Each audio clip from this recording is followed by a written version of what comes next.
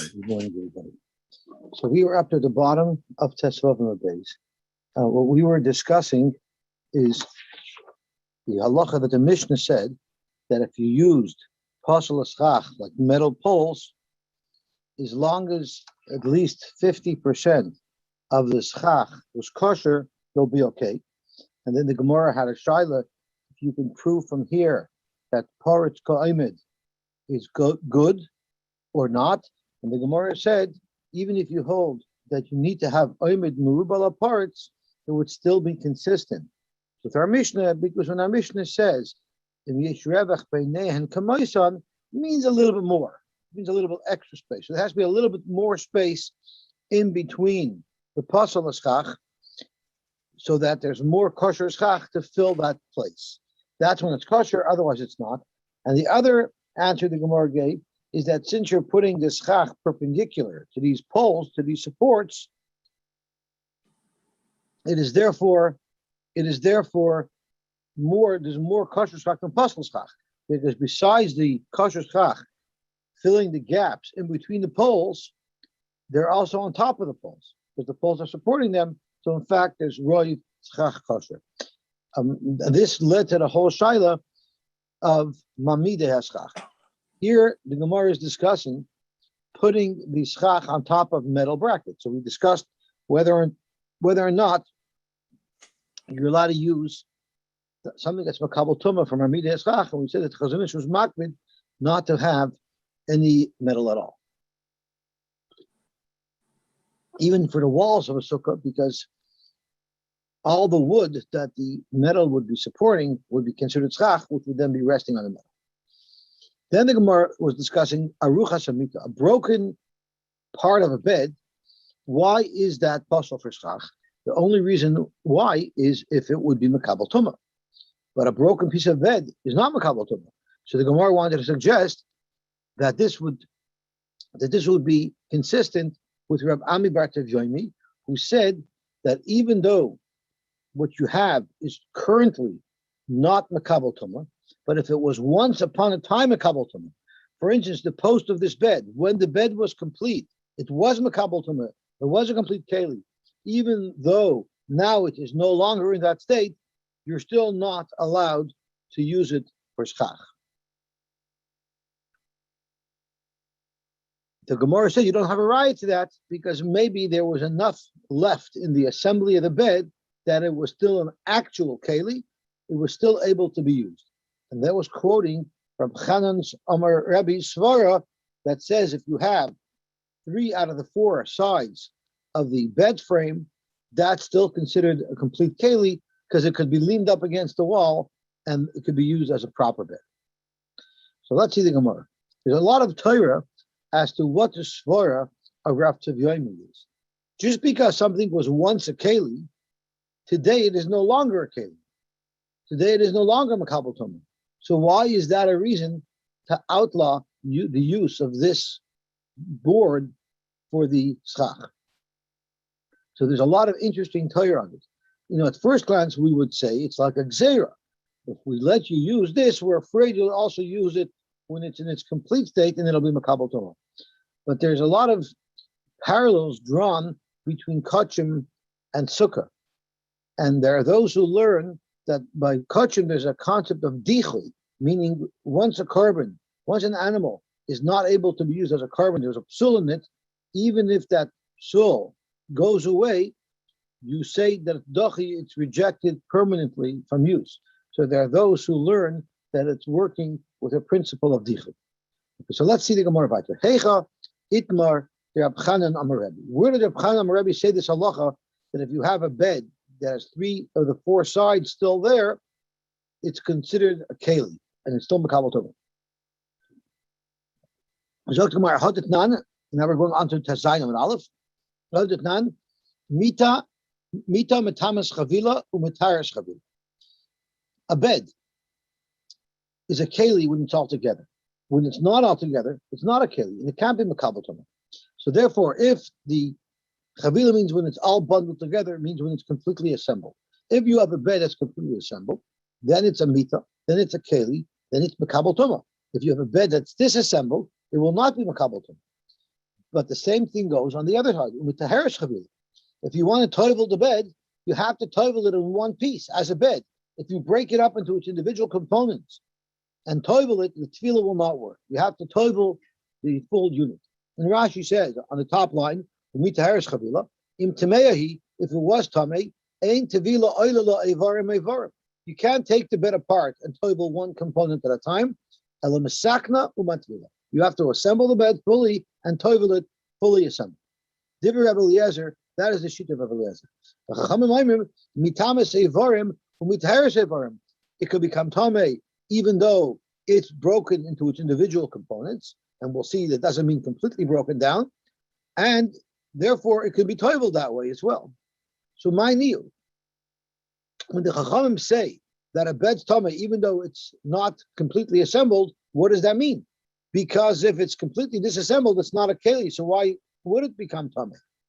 Amar Reb Chanan, Amar Rebbe, the same svara we just quoted from him earlier, arucha shteich ra'ayim, either one of the sideboards, together with the footboard and the headboard, or ktsara, or the footboard or headboard, or shteich ra'ayim, and two of the long sideboards.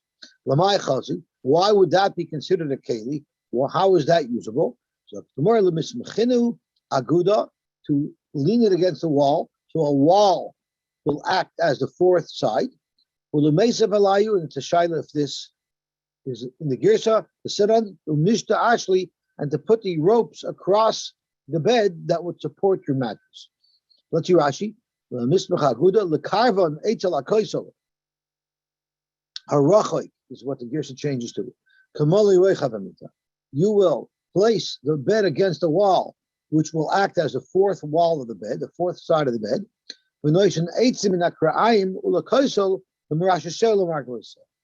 And you'll connect the wooden sideboards with some wood to the wall, and that'll act as the bed frame. And then you can put ropes across from sideboard to sideboard and from footboard to headboard, which creates some type of mesh that you can now put your mattress on. And it could then be used to lie down in the Matama measures. It sounds like you need a lot of final assembly to make this actually useful. When else do we say a keli? Well, it's a keli, but you have to do all these other things to it in order to be useful. That's the makabah. Interesting point to me.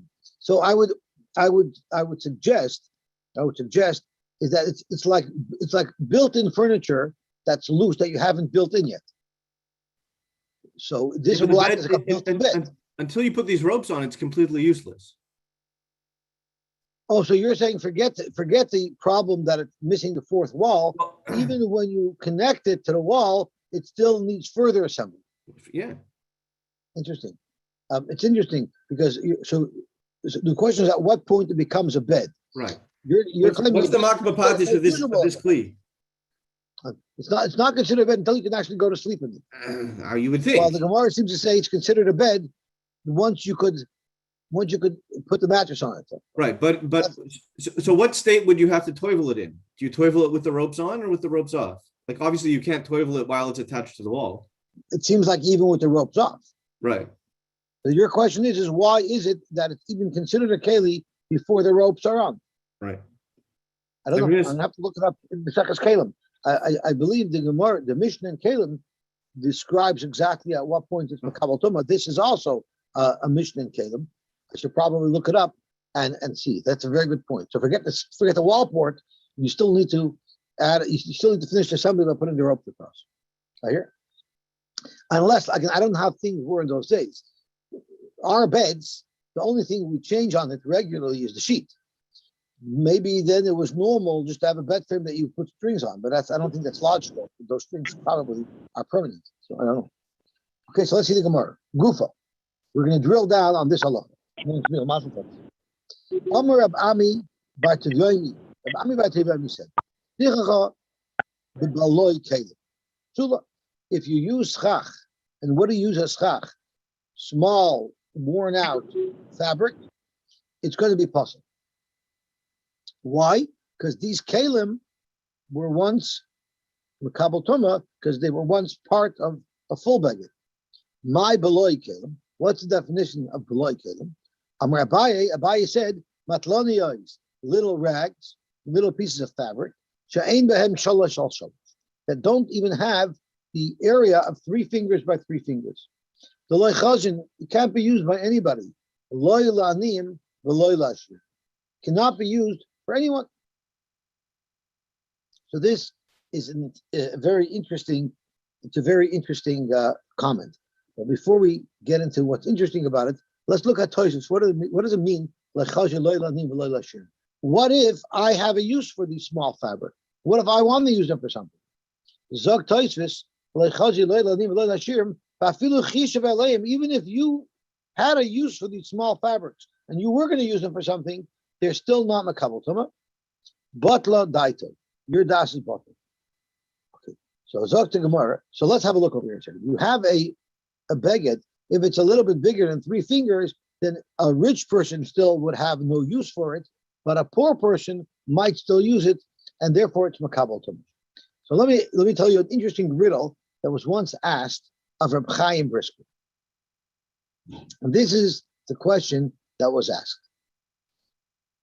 How is it possible to have a sukkah that you built at the beginning of Sukkos, and it was not touched and it was not modified, an iota, and it becomes pasul on Sukkos, and then it becomes kosher again on Sukkos, all by itself without modifying the sukkah and iota? So you have a sukkah, it starts off pasul, it becomes kosher, and then it becomes pasul again. How is that possible? So the Chaim answered. The Chaim had the answer. The Chaim said, very simple. If you used as the schach these beloi begodim, these small little pieces of fabric, but they were more than 3 etzbois by 3 etzbois, and therefore they're chazi la'aniyim. An ani has use for such a beged, but an ashir does not have use for such a beged. So if the person was an ashir at the beginning of Sukkot, this has, or let's say he was an ani at the beginning of Sukkot, so this beged has value. It's makabel tuma then. So therefore the Sukkot is pasul. If on Sukkot he becomes an ashir, now this fabric is useless to him. So it's no longer makabel tuma, and then it'll be a kosher sukkah. And then if he loses his money on Sukkot, the stock market spikes, Bitcoin goes up, for a day he's a millionaire, and now the sukkah becomes kosher for him because those fabric pieces on the sukkah are useless to him. And then Bitcoin crashes, so the next day he's no longer wealthy, and then those little beloi begodim are valued to him, so they are makabel. So of course this wouldn't work according to Rav Yomi, because Rav Yomi holds if it was once makabel tuma, it'll never be good for shach. But not according to Rav Ami bar Yomi. If you use something that would be kosher for a shirim but not for a niyim, and your status changed, the status of the sukkah towards you will change. However, you get emailim batera, Moshe Friedman's emailim batera. Okay, no, I don't. So but he asked typical thing that he would ask. Yeah, he asked this question. He didn't say in the name of who was it? The Reb Chaim. But he just asked the riddle, basically. He says if you went somewhere and for Sukkot, and you were and if you were robbed, and so how is it that and your sukkah becomes pasul on the second day of Sukkot? On the first day of Sukkot, it's kosher. Second day, how does that happen? That was the riddle. Okay. So I also used the same case. Somebody was robbed because he bought Bitcoin. Right. Very interesting. I was mechavan to the Matur. Yeah. I wasn't mechavan. I was just saying it over from Rav Elephant. But okay. but then again, there's the other side. Do you say that the shalosh shal shalosh will only be bottled, even for an usher, unless it's like chazal? It could be. What is it? Depending on how you read this words. It says if you have a shmata that's worthless, it's good for schach. What makes it worthless? If it's loy chazi, loy lanim, loy lashir. So the way we understood the riddle, where depending on who you are, that determines if this is considered makabel tuma, you'd have to read it as loy chazi, loy lanim if you happen to be an ani, Aloy Lashirim, if you happen to be an usher, and it's speaking about two different sizes of fabrics.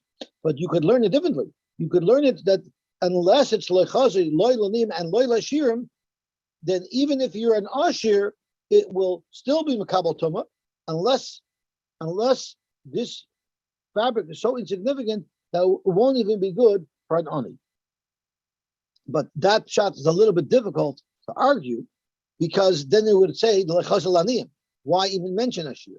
So it seems like it depends on who you are and what your status is. That'll determine if this beged, this small piece of fabric, if it's makabel tumah for you or not. We're going to bring support to Rav Ami Bat Tevyumi's comment that it was once makabel tumah, even though now it no longer is makabel tumah, it is still disqualified from being used as schach. Because it says as follows: Machzela shel shifa v'shel gemi, and these are type of grasses.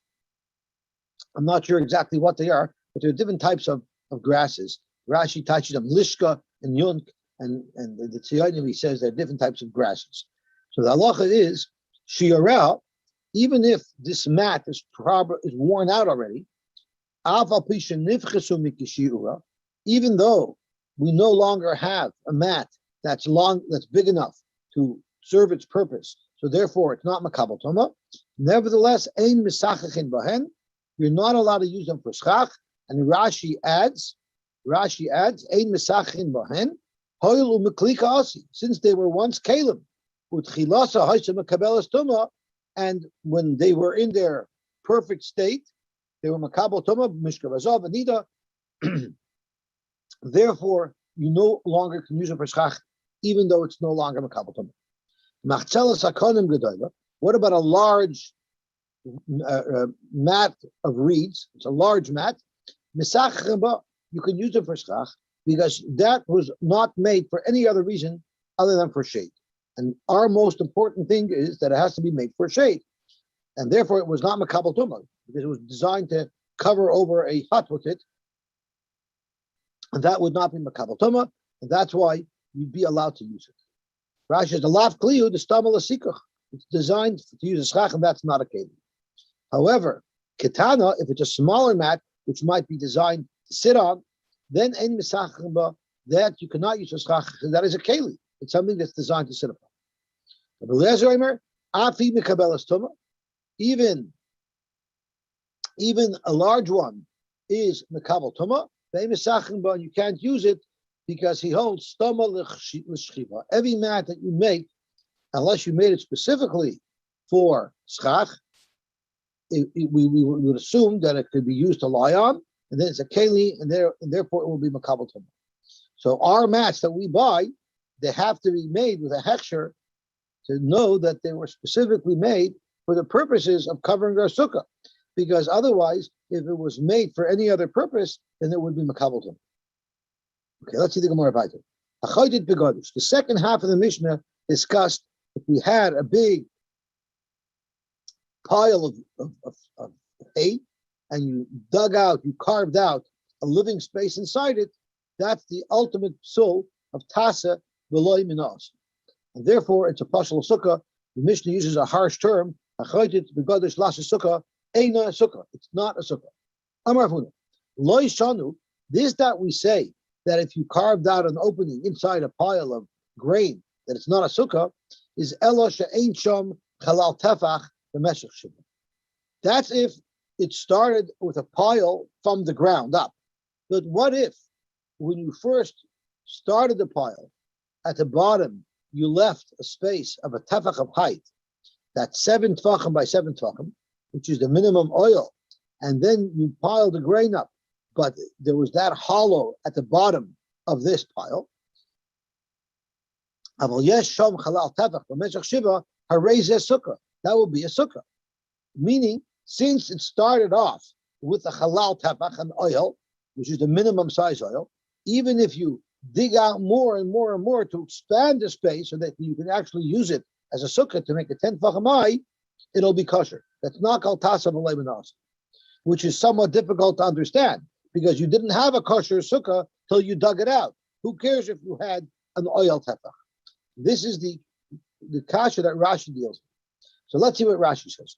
The only time it's not considered a good sukkah is Elish Ein Shem Halal Tefach. Goiva, you have to have a tefach of height. The meshach oirech v'roichev of shiva tvachim k'shir sukkah. If you had the space of a sukkah, which is 7 tvachim by 7 tvachim, with only 1 tefach of height, it would be kosher. And then you piled up the whole pile of straw, but it was on top of that opening. The achshav nasa shem schach me'elav, lehoyalav shem schach metchila. So now you're putting schach on it as you're adding schach to the top. Aval, in yeshem halal tefach, then it's an oil.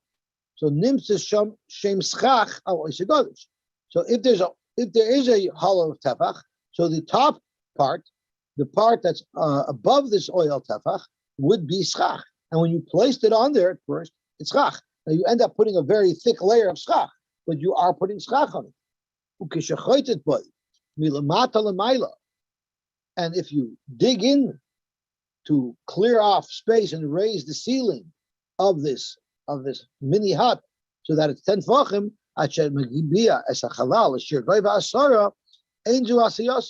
that's not called tasa v'lei menasi. So here Rashi has a more kasha. What you're doing is you have this very thick layer of schach because you only have 1 tefach of height open. But the problem is, as you dig out, you're removing the schach that's within 10 tefachim of the ground, and only after you dig out does the top layer now become the schach of your new sukkah that's 10 tefachim high. Why is that not tasa v'lei menasi? So Rashi tells us a murdike chiddush that we saw earlier in Rashi as well. When you're pulling out schach, when you're pulling out hay to create a higher ceiling inside, what you're doing is you're not making the schach. The schach was there already. What you're doing is you're raising the walls. There's no problem of tasa v'lei menasi when it comes to the walls. So you're making walls by hollowing it out. The schach was always there, it's 1 layer. And Rashi tells us now where we encountered this before. We had earlier a case of a sukkah that was less than 10 tefachim high, and instead of raising the ceiling, you lowered the floor. You dug a hole in the center of the sukkah to lower the floor, and that ended up making it that you had a height of 10 tefachim. Over there is no problem of tasa v'lei menasi, like we discussed there, because all you're doing is you're extending the walls. Extending the walls is not a problem, because tasa v'lei menasi, that psul, does not apply to walls. Now there are those who ask on this Gemara, how could you say that this was a good sukkah when there was only 1 tefach there, and that takes care of the whole problem of tasa v'lei menasi? We also know there's a rule that if rain cannot penetrate your schach, it's not a good sukkah. And if you have such a thick pile of hay that's 10 tefachim high, the likelihood is that rain couldn't possibly penetrate. So this is one of the rayos, in fact, that there could be a minig, a chumrah, not to have rain penetrate your sukkah. But me'ikar din, a sukkah is perfectly fine, even if the schach is that thick and the rain wouldn't be able to penetrate. Zok Gemara back. Tanya nami hachi.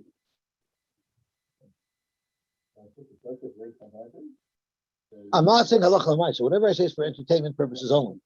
But there is a raya brought from this Gemara. Tanya nami hachi. Hachayted begadish lasos lesukkah.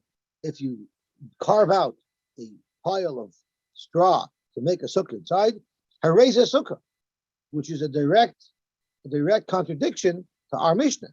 This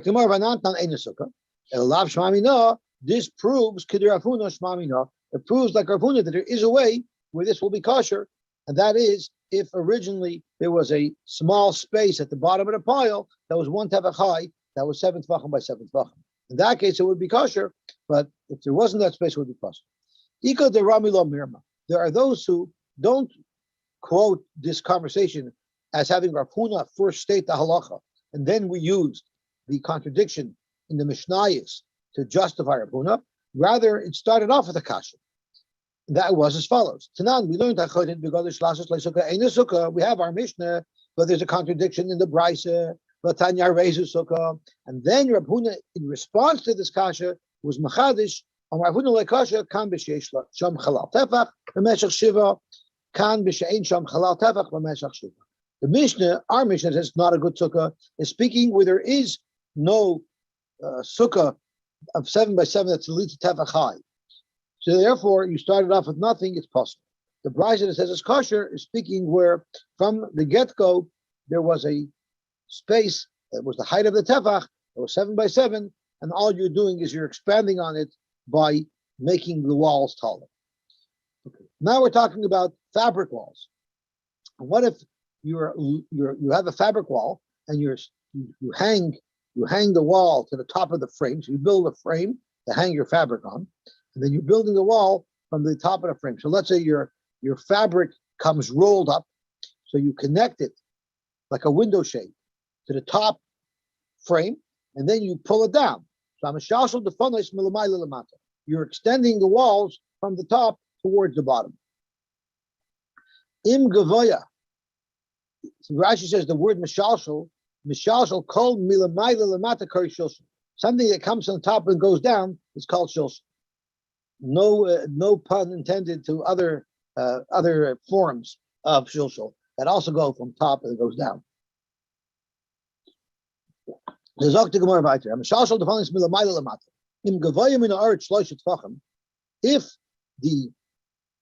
the wall that you pull down, so I'm imagining pulling a window shade down, if it does not come within 3 tefachim of the ground, so there's more than 3 tefachim from the floor up, sula, it will be possible. And this touches on what we learned yesterday, like Rashi speaks out. If there's a 3 tefachim height, a gedi can get right underneath it. It's not a proper barrier. It doesn't impede travel in and out. But milamata lamayla, what if you were going from the bottom to the top? You started at so your window shade you placed at the bottom and you pulled it up. So in gavoya asar tefachim, if it's 10 tefachim high, the wall, sherer it will be cut. Yosy Omer, the shem shel milamata lamayla asar tefachim, kach milamayla lamata asar tefachim. The same way that if you start from the bottom and you pull your wall up, it only has to be 10 tefachim high, and we don't care how high the schach is, as long as it's right below the wall, right above the wall. We imaginary say good achas, and we extend the wall up. So too, if the wall starts from the top, as long as it's 10 tefachim, even though it doesn't reach the floor, it's still good. Meaning, Rabbi Yosy doesn't have this restriction that it has to be within 3 tefachim of the floor. Otherwise, you have the problem of Yizdaker Akdi b'Vasroish. We don't care about that. We'll say that this barrier, as long as it's 10 tefachim high, even though its bottom is more than 3 tefachim from the ground, it doesn't matter. We'll extend it virtually to the floor, and we're not concerned that Akdi get in and out. What is the machlokes between Rabbi Yosy, who's not concerned about bringing the wall within 3 tefachim of the floor, and the Tanakama who is concerned? So the Gemara, Mar Savar Mechitza Tluya Materis. One mandamer holds that a hanging mechitza will be good, and that's not only for Sukkah, but it would be for Shabbos as well, for an Erev. Umar Savar Mechitza Tluya Eini Materis. And the other mandamer holds that a hanging mechitza does not work. It has to come down to the floor. It's not awesome. We learned a brayso. Bora Shebein Shtei Chatzeros. So normally, if there's 2 chatzeros that are side by side, you make an erev in between them, and then it's all like one big happy chatzer. But what happens if you had a bar that was between 2 chatzeros and there was no erev?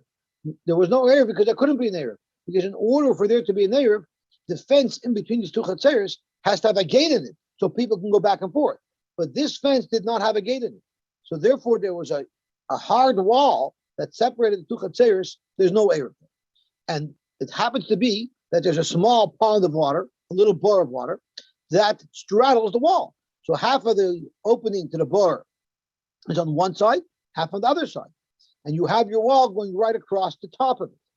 So the halacha is, I have a problem taking water out of it on my side, because I might end up taking water from your side. And I'm not allowed to take the water from your side and bring it to my side, because we don't have an Erev in between us. And you're not allowed to do the same as well. So if you have a bar shebein shtei chatzeros, ein mimalin mimena b'Shabbos. Neither party, people from either chatzer, are not allowed to take water out of this bar at Shabbos. Ela imkain, unless you fixed it. Ela imkain asala mechitza asara tvachim. I'm going to read it the way Rashi's girsa is. That skips these next words. So ela imkain asala mechitza asara tvachim bein milamata. Sai, if you made a barrier. Now, when we envision this bar with water, let's not envision it that the water comes up to the top of the bar. The bar may be 100 feet deep, and the water level is maybe 10 feet below the top of it. So when you're looking in the bar, you'd have to lower a pail 10 feet down till you can get water out of it. The water level is low, like a typical well. So milamata means you need a barrier that's 10 feet down. The bottom of the barrier has to actually be right at the water level. So bein milamata, either you have to make a barrier down inside the bar along our property line at the water level, or bein b'soich ugnoi, or you could make it higher up in the bar as long as it's inside the bar, it's not above it. So the arch is a good picture. Okay, but it's not such a complicated thing. Either it has to be at the bottom of the bar at the water level, or it could be at the top of the bar as long as it's below the top surface of the bar. So that's Gemara. Shimon ben Gamliel says, Shmuel's bringing pictures. As always, Shmuel wants to be behind the oilam, so he's going to share a picture with us. So here is your bar. So here you have a wall that's at the top, it's within the bar, but it's not at the water level, it's above the water level. And this is the bar, this is the wall that's lower down in the bar, so the bottom of the wall is right at the water level. So Zok to Gemara, that's the sheet of the Tanakama. Rab Shimon ben Gamliel has a different opinion, and he says as follows: B'Shamai says it's enough if you only do it on top. You don't have to make it at the bottom, which is like one of the options offered earlier. Basila said it has to be done at the bottom. Now, where is it more difficult to make this wall? Of course, at the bottom. So this would indicate that Basila is machmer over Beishamai, which we know is not usually the case. So Tosfos actually says, top Tosfos, in most form we flip it around, and it's Beishamai who says milamata, and Basil has milamayla, and that will place Basil in the more kula position. Yes.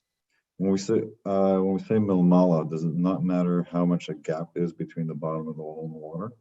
No, it does not. As long as the wall is inside the bar, is below the surface of the ground. So Rav Yehuda, loy sehei mechitza gedoyla v'nakoisol shebeineh. Zok Rav Yehuda, you don't need it at all inside the bar. Let the wall be above the surface of the bar at ground level, and the mechitza shouldn't have to be any different than any wall that was in between these two chatzeros. And Rashi says, what is a normal wall in between the chatzers? Oisa nasis lachutz beina chatzeros. The normal barrier without a pond, just a standard border. The normal barrier that you would use to separate two chatzeros, utluya al penei piabar, and as it goes over the bar, it's suspended in the air because it's just continuing defense from one side of the bar across the bar to the other side. Even though this was not made at all to accommodate the water. The Kasavar Rab Yehuda holds mechitza tluya materis bechatzeris afilu koltiv.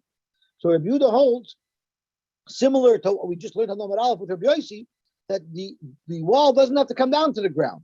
If you have a mechitza of 10 fachim, even if there's a lot of space between that mechitza on the ground, we magically extend the wall down to the bottom, which is called gudas. So Rabbi Yehuda seems to be saying a similar argument to what we had in our Mishnah, except our Mishnah says, Lagabe Hilchas Sukka, even though the wall is high off the ground, you can bring it down to the floor. And Rabbi Yehuda is saying it Lagabe Hilchas Shabbos, that even though the wall is far above the floor, you could magically extend it down. And in the case of a bar, you could even extend it down into the bar. So the question is, does Rabbi Yehuda and Rabbi Yosy say the same thing? At first glance, they are saying the same thing. So it seems like Rabbi Yehuda of Shabbos and Rabbi Yosy of Sukkot are holding the similar thing. So Amar Mechitza Tluya Materis. They both agreed to the same concept that a hanging mechitza that does not come down to the floor will be a good mechitza. But you should know Velohi, it's not true. Lo Rabbi Yehuda Savalak Rabbi Yosy. Rabbi Yehuda of Shabbos would passel our sukkah here if the walls didn't come down to the floor.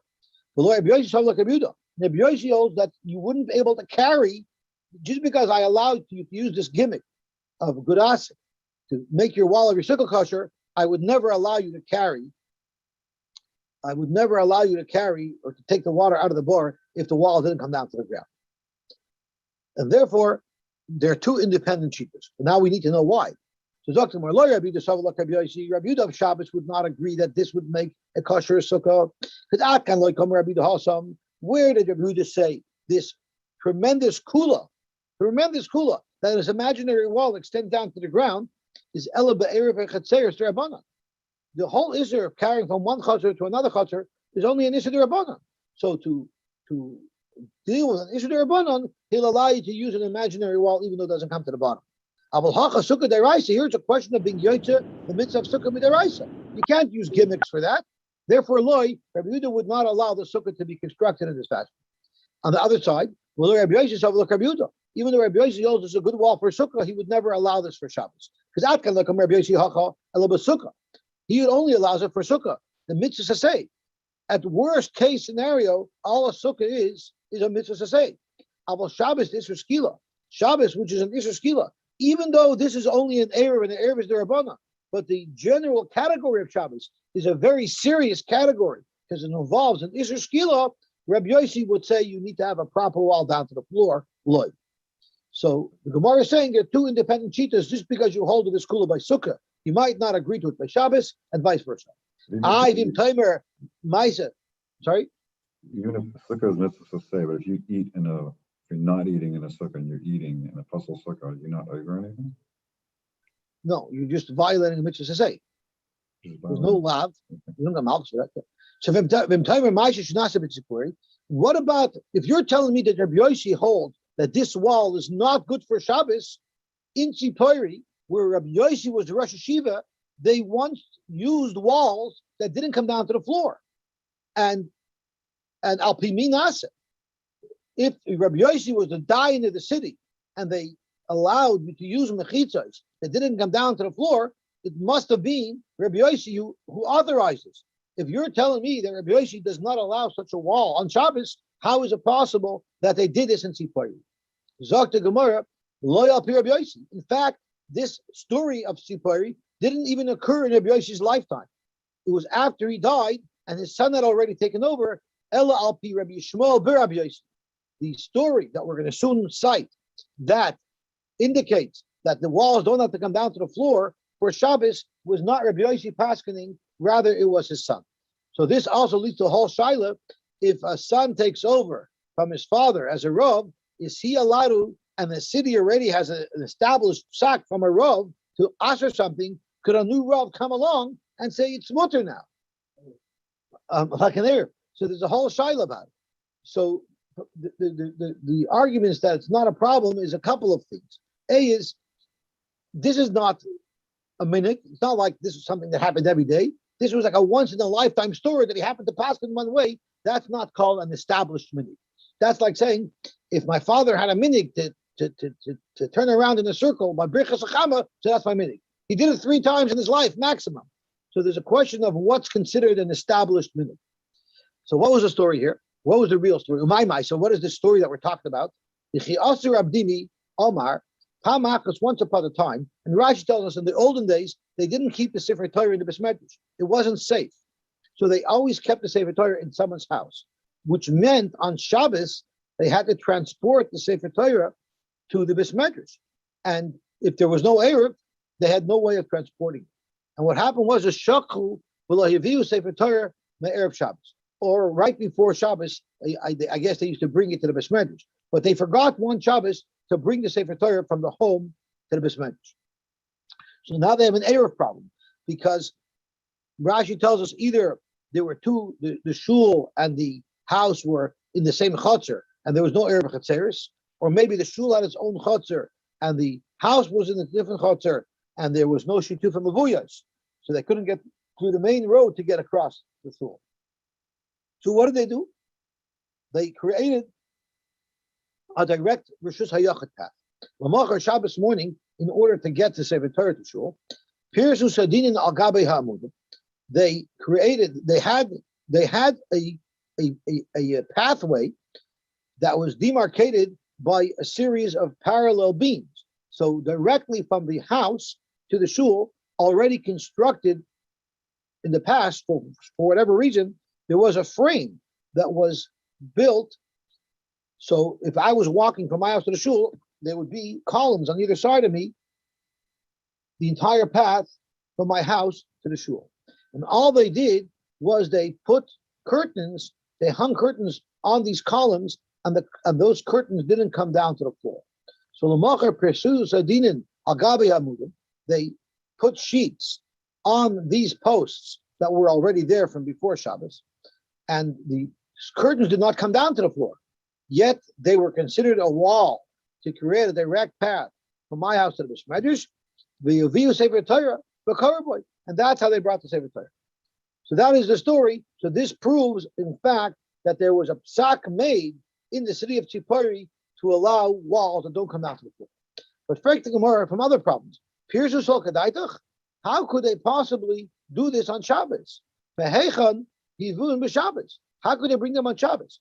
Rashi says the problem with bringing them is the same issue. The same way you can't bring the Sefer Torah across on Shabbos. How do they get these sheets out there on Shabbos? That's how Rashi learns that the problem was. But there's no problem with building an oihel because you're building walls. Because Rashi is the mechitza beloy gag lav oil.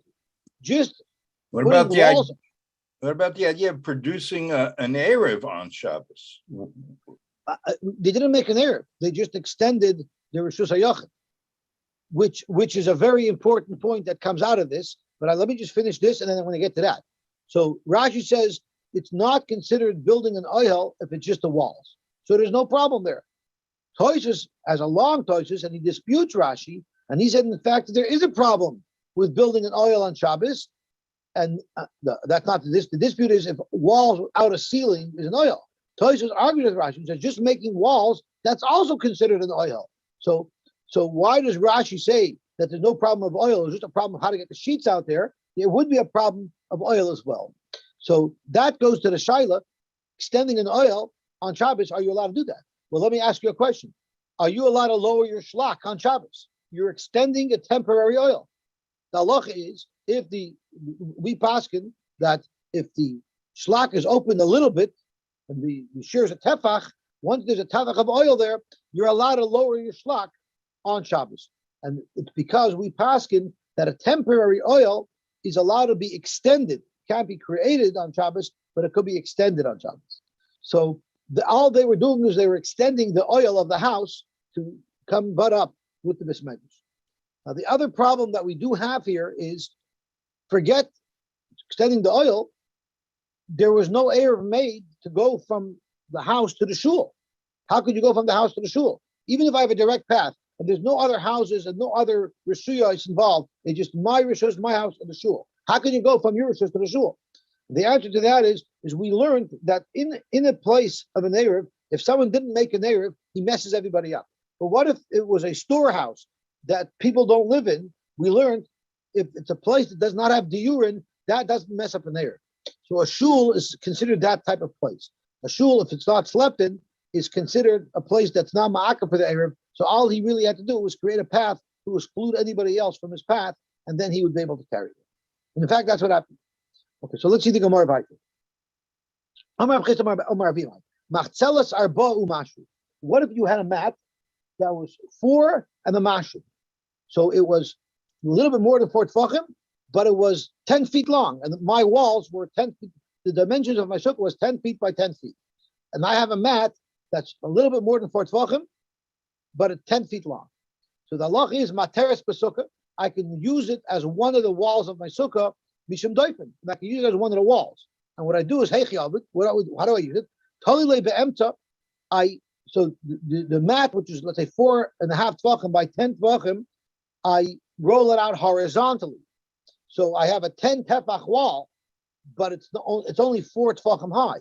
So what I do is when I suspend it pachas mishloisha lamata, within 3 tefachim of the floor. So I say good asik goes down to the floor, and upachas mishloisha lamayla. It's also within 3 tefachim at the top if my schach is only 10 tefachim high. So therefore I have a virtual wall. The chalpachas mishloisha kalavadami. Since it's within 3 of the floor and within 3 of the schach, we look at this wall that's only 4 tefachim high as if it is the full 10 tefachim high. Pekmar pshita. Why is that a chiddush? We already know about the rule of good achas. We already know about the rule of good asik. So what new thing are you telling me?